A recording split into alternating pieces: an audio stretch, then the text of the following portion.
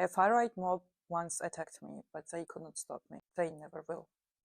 For years, I fought for Georgia's democracy. I organized joint demonstrations, raised awareness, defended women and minorities, and used every resource I had to protect people the system ignored.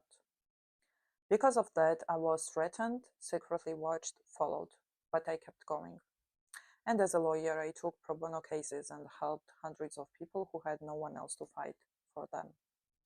When I moved to Germany, my mission did not end, it expanded. Today, my goal is clear: to hold war criminals accountable and make justice work for ordinary people, not just for the rich or powerful.